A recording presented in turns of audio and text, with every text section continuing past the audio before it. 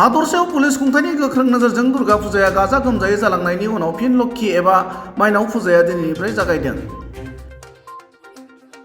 बेबायदि समावनो आसाम सोरखारनि गोख्रों बिथोन बादियै जालुकबारि पुलिस आउटपस्टनि मोनसे WGPD हानजाया स्रोदसुलुंनि बिथा खालामनानै दोनखोमानाय ड्राग्सजों लोगोसे 3 सुबुंखौ हमनो हायो।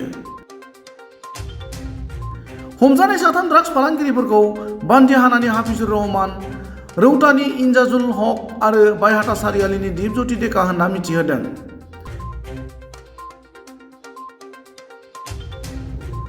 हमजानाय 3 ड्राग्स फालांगिरिनिफ्राय 21.26 ग्राम हेर'इन, गंसे मबाइल आरो नोगोद 1580 रां मोनो होनना पुलिसनि फारसेनिफ्राय मिथिहोदों।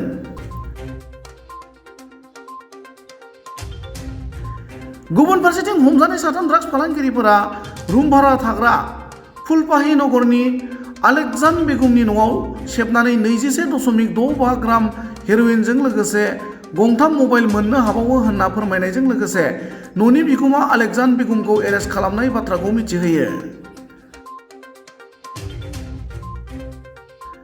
ड्राग्स फालांगिजों सोमोन्दो थानाय हमजानाय साफ्रोमखौबो आयेननि गेजेरजों साजा होनाय जागोन होनना पुलिसनि फारसेनिफ्राय मिथिहोबावो।